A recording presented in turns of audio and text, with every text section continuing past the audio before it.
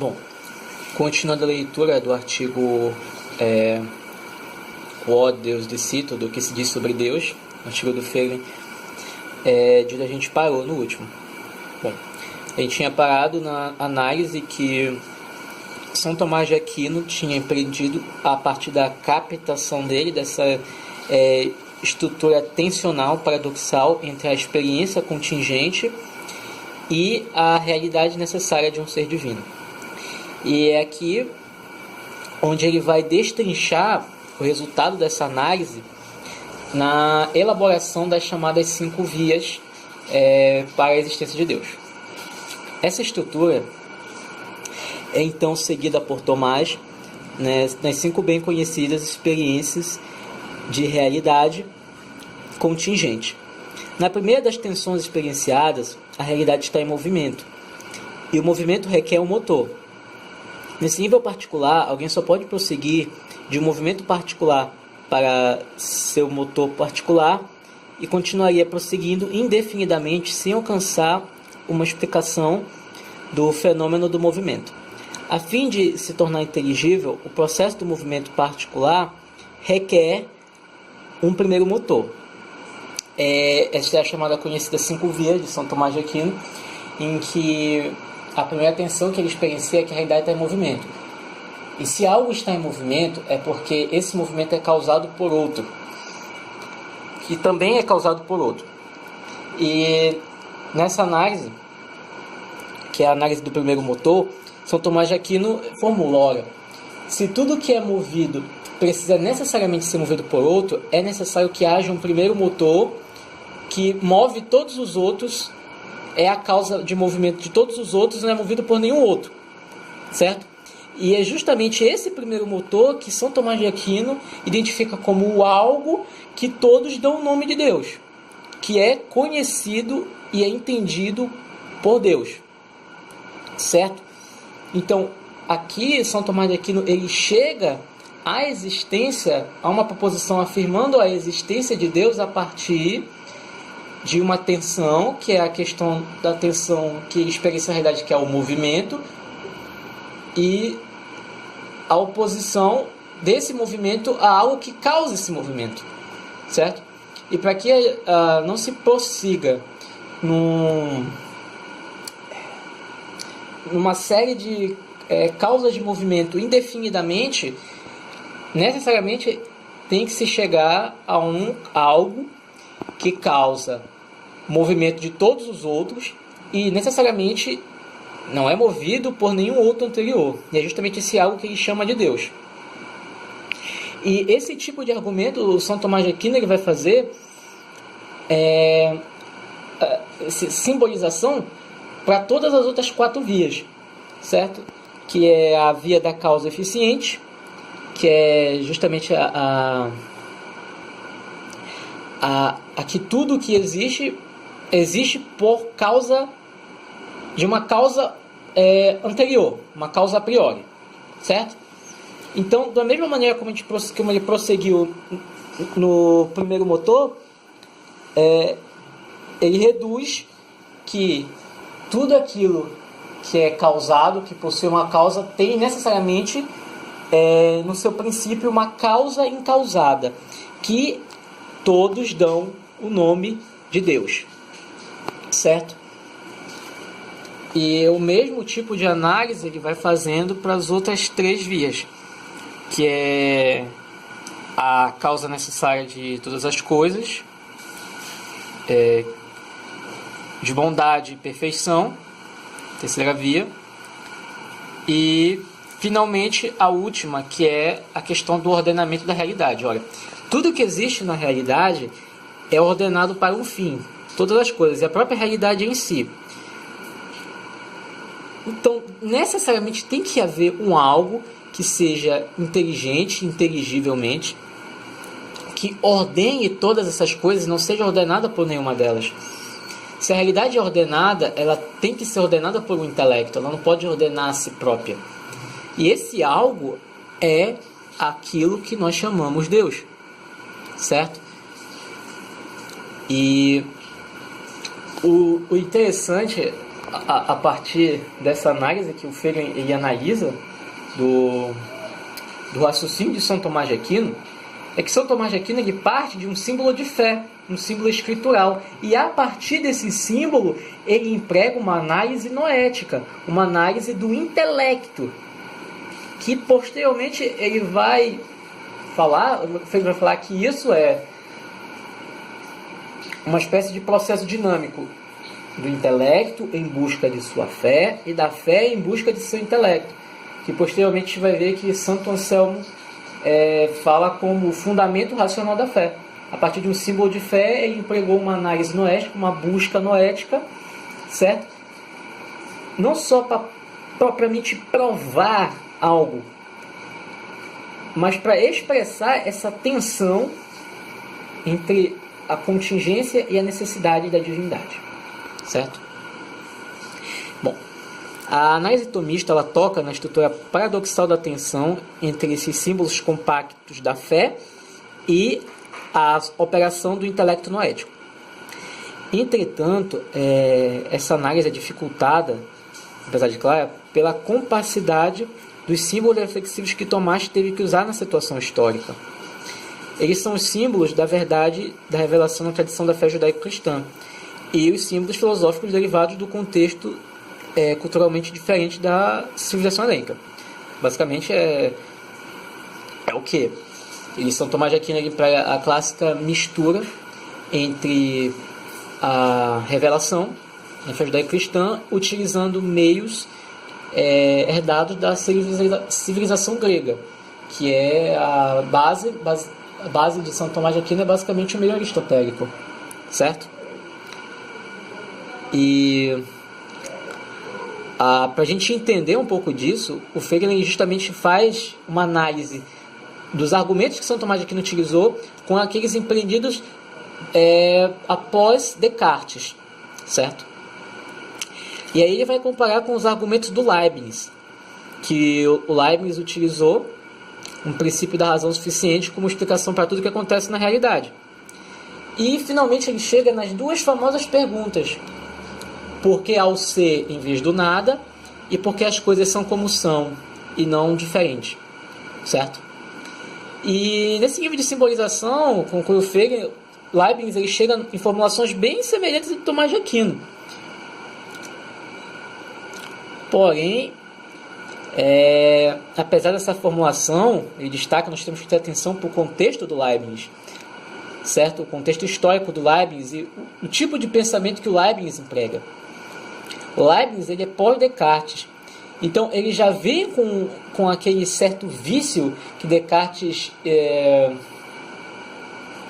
empreendeu de uma certa separação, oposição entre a mente e o corpo.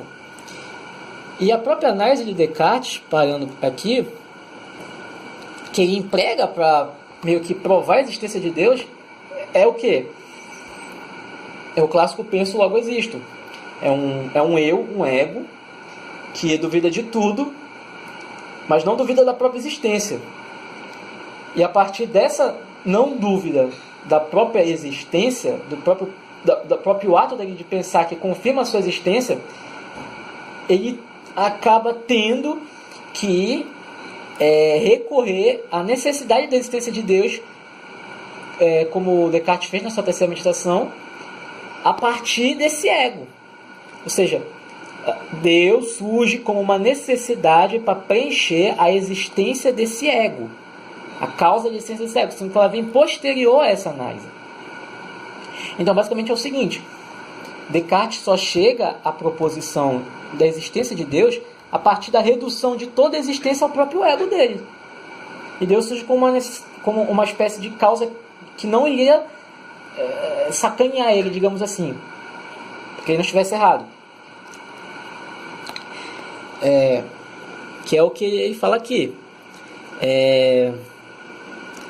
A transição experienciada de um aparentemente certo penso logo existo, do Descartes, para uma dúvida imaginativa e um ego desejante é a fonte meditativa do entendimento, segundo Descartes, que não haverá um ego sem que uma realidade compreensiva seja simbolizada como a perfeição para a qual o ego imaginativo procura arduamente, ou seja, Deus surge como uma necessidade que esse ego procura para justificar a própria existência dele, certo? Um ego que duvida e deseja ir além de si não é o criador de si mesmo, mas requer um criador e mantenedor da sua existência duvidosa, e esta causa é o Deus, que aparece na meditação de Descartes e nos princípios de Leibniz. Ou seja, o raciocínio de Leibniz e Descartes, mesmo que chegue à conclusão da existência de Deus, é um raciocínio vicioso, é um raciocínio errado, certo?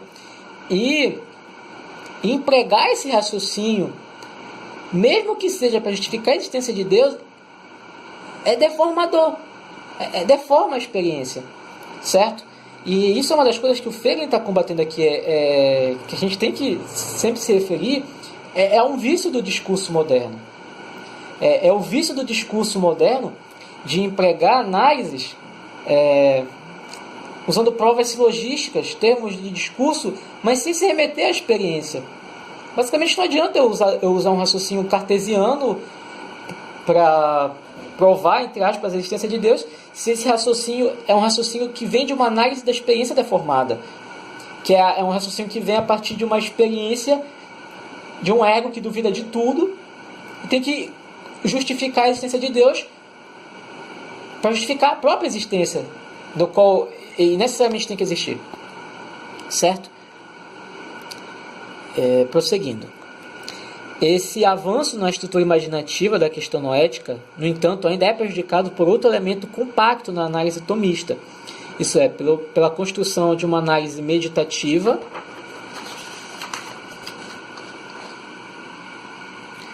como prova silogística. Ou seja,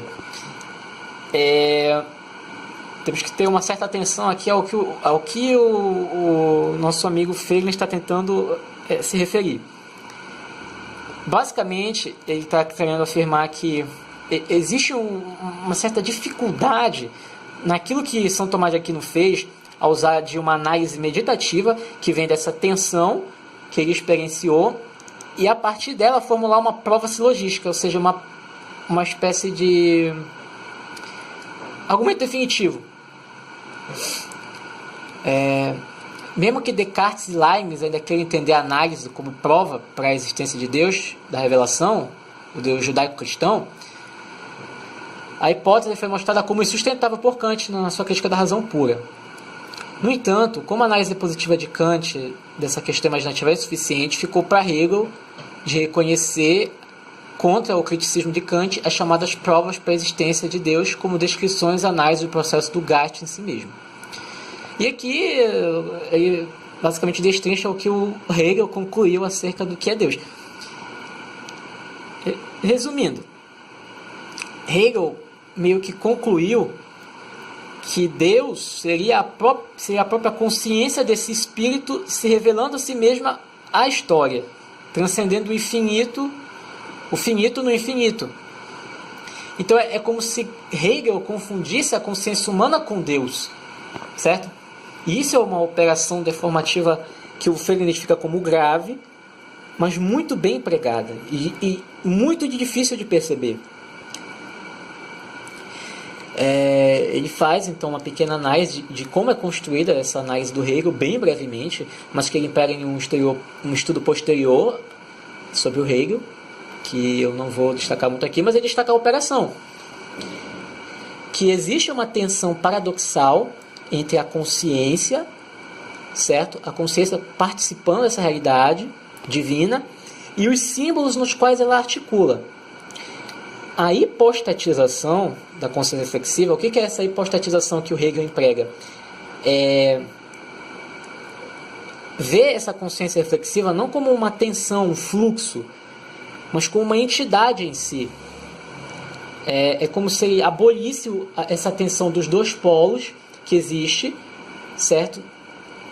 E pegasse um polo e divinizasse ele, certo? Como a consciência humana ela existe nessa tensão, é muito fácil, como a gente pode ver depois, essa tensão ser quebrada e se acabar empregando ou a divinização do homem ou a humanização de Deus, certo?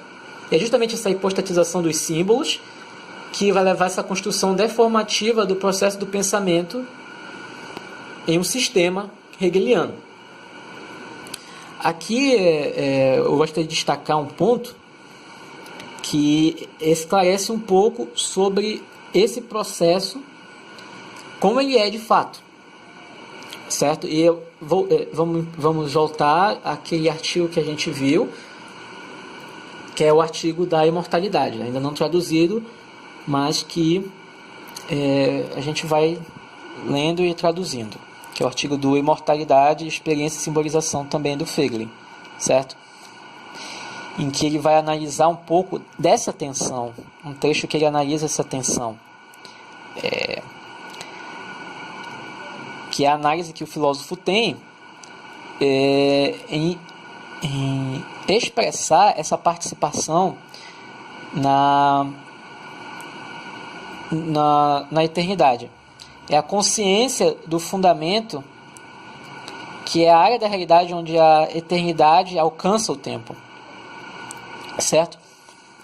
A experiência da realidade intermediária entre esses dois polos, como um poeta, o T.S. Eliot, simbolizou, é o ponto de interseção entre a eternidade com o tempo, que é justamente esse fluxo de participação da consciência entre esses dois modos. E para expressar esta mesma experiência da realidade, o Platão desenvolveu o símbolo da metaxe, o do entremeio, de uma realidade em que participa ambos o tempo e a eternidade, o homem e Deus, certo? E que não pertence totalmente nenhum nem ao outro. É justamente aquilo.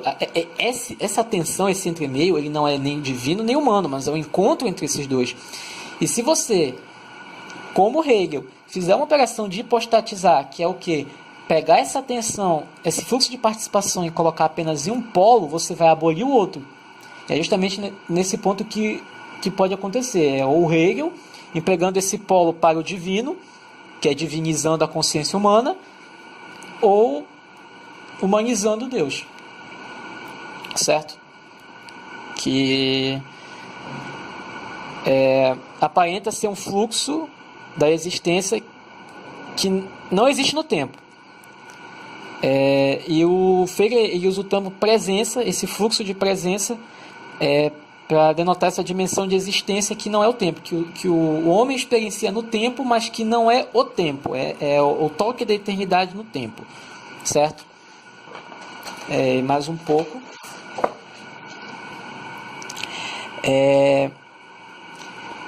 Aqui ele já vai fazer uma análise de como os santos padres, na patrística, eles expressaram essa realidade da participação de Deus no homem através da articulação da encarnação do próprio Cristo, certo? Das duas naturezas de Cristo. Lembrando, isso aqui não significa que ele esteja querendo dizer que a encarnação de Cristo é um símbolo e não uma realidade. Muito pelo contrário. Por ser uma realidade, ela pode ser simbolizada, certo? Por ser uma realidade, ela pode ser simbolizada. E vamos ver o que ele fala aqui. Então, a expressão dessa tensão da participação de Deus no homem, sem comprometer a separação dos dois separados em um, mas compreender como uma tensão e não abolir essa tensão,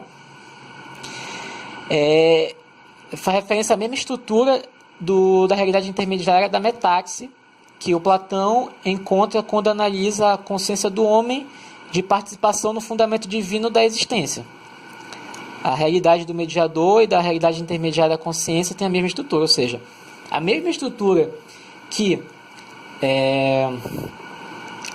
Platão empreende na metaxe, essa estrutura de participação da divindade no homem, esse fluxo, alcança a sua máxima diferenciação na expressão dos primeiros cristãos, dos padres, do mediador entre Deus e o homem, que é o Cristo, na pessoa de Jesus Cristo, certo? E, bom, É claro que normalmente o Frege fala, olha, a filosofia da consciência ela não é um substituto para a revelação, certo? Esse aviso é necessário porque, por causa do Hegel, ele tentou combinar a filosofia e a revelação no ato de produzir um sistema de especulação dialética, que é justamente aquilo. O Hegel ele hipostatiza a consciência, diviniza ela como se ela fosse o próprio Deus se revelando, certo? E ele constrói uma dialética especulativa. Ele imagina uma revelação de Deus através do Cristo, que alcança a sua plenitude através da consciência se tornando autoconsciente nesse sistema dialético. Ele fecha a realidade no sistema dialético e transforma Deus numa espécie de consciência, certo? Na própria consciência, que seria talvez a consciência humana alcançando a sua plenitude, e correspondentemente ele imagina que Deus morreu no Cristo, certo? E esse espírito ocorre uma espécie de separação entre a natureza divina do Cristo e a sua natureza humana. O sonho hegeliano de fazer Deus uma consciência, para que assim a consciência seja revelação, pertence à chamada era pós-cristã, certo? A velha, mas em relação ao século XX, mania de alguns filósofos modernos e liberais de não só relativizar historicamente a questão da encarnação do Cristo, a revelação de Deus numa espécie de emergência da consciência humana para além de si, numa realidade transcendental, mas que não necessariamente coloca Deus como um ser necessário, mas como a própria consciência transcendendo a si própria, e Cristo, a revelação do Verbo Divino, se tornam meras metáforas para expressar isso, certo? É justamente o que ele fala, olha, a dificuldade que os pensadores modernos têm com suas análises positivas inadequadas da consciência da realidade provém dessa distinção inadequada entre o processo de análise noética e os símbolos reflexivos descrevendo o processo histórico de análise. O ponto experiencial de confusão é formulado por Tomás como a diferença entre Deus e si mesmo e Deus como é para nós. Na fé, estamos vivendo na tensão entre a contingência e a necessidade divina, enquanto no símbolo reflexivo esses polos necessário e contingente da tensão são reflexivamente hipostatizados nas entidades imanentes transcendentes, ou seja, por causa dessa diferenciação de um Deus para além da criação transcendente, nós utilizamos os símbolos imanente e transcendente para simbolizar esses polos que o próprio homem experiencia. Mas significa que esses polos são entidades autocontidas? Que há uma separação propriamente entre Deus e a sua criação? Não. Há uma diferença. Uma diferença em que as identidades não são abolidas, certo? Mas essa diferença não implica uma separação entre Deus e o homem, como se um não participasse do outro, certo? Um participa do outro, mas as identidades não são abolidas, que é o que justamente se aprofunda no conceito de teoses que os ortodoxos utilizam muito, em que o homem participa de Deus, literalmente, Deus participando do homem, mas isso não abole a identidade de Deus nem do homem. O homem não se torna um Deus e Deus não se reduz a um ser humano, certo? Que a necessidade divina não é algo conhecido por suas propriedades é claramente visto em Tomás como uma fonte da dificuldade, mas ele não determina com igual clareza a dificuldade, já vista em Platão no livro Fedro e no Timeu, que emerge da estrutura intencionalista da linguagem, nossas inclinações de pensar em proposições coisificadas sobre as experiências que não são experiências de coisas, ou seja, o vício que nós temos de tratar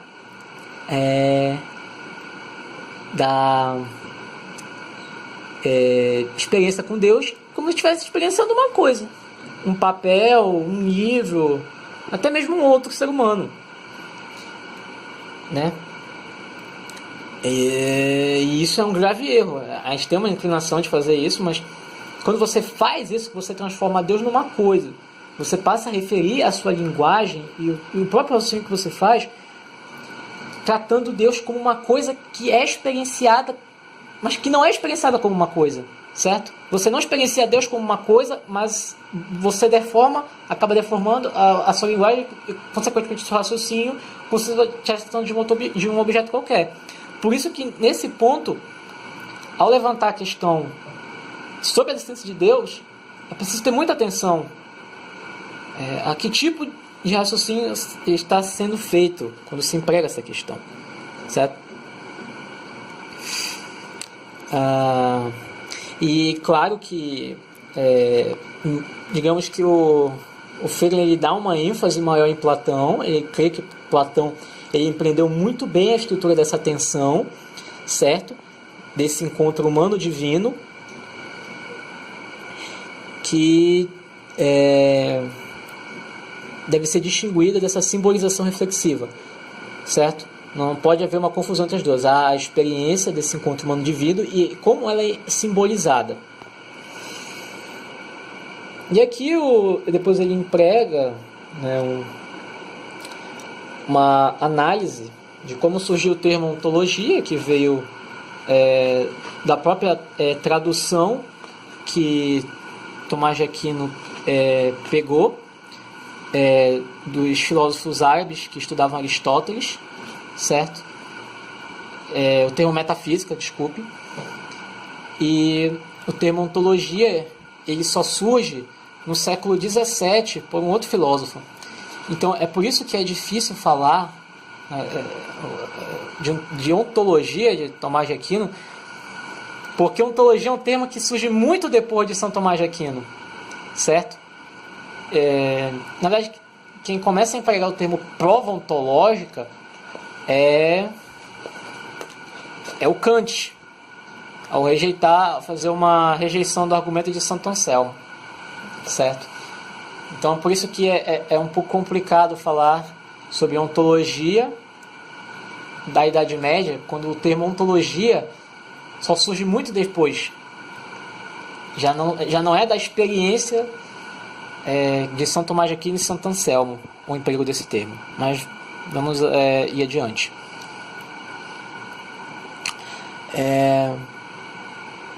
Aí ele discorre um pouco de como surgiu o termo metafísica, e se empregou o termo ontologia, e ele destaca que isso não quer dizer que Tomás de Aquino não percebeu esse problema, certo? E nem que ele não tratou do problema. E nada significa que Frege esteja diminuindo a inteligência de São Tomás de Aquino e a sua capacidade de formular e articular a questão. Mas é que o próprio tratamento dessa questão é muito difícil. E houve pontos em que não ficou tão claro, certo? Não ficou tão claro. E a base experimental das consequências que advém dessa dificuldade vem justamente daquela frase, não estou lembrando agora, eu acho que é em Salmos, que é acerca de um aviso, que diz assim: disse o tolo em seu coração, não a Deus. Então aqui está simbolizado aquilo, a experiência do tolo, né, o insensato na Bíblia, que nega a existência de Deus, ou não teme o julgamento divino, certo? E essa confusão deformativa no coração do tolo é a fonte experiencial que traz o problema da estrutura do símbolo divino da atenção. Então, essa deformação de ou negar a existência de Deus ou rejeitar a participação nessa realidade divina, ela é uma experiência que surge no próprio coração do homem, coração aqui simbolizando o nous, a parte mais íntima do homem. Ela vem não propriamente de uma conclusão noética, mas uma espécie de fechamento do ser humano, desse indivíduo, a participação nessa realidade, certo? Que ele vai aprofundar numa análise posterior de como surge isso que ele caracteriza como uma doença. O próprio Platão caracterizou essa rejeição à participação na realidade divina como uma doença espiritual, certo? Doença espiritual muito pregada e louvada pelos marxistas, os seguidores de Nietzsche, certo? Mas que no fundo é uma doença existencial. Creio que o vídeo já ficou grande o suficiente para essa parte 2 e a gente vai continuar no próximo.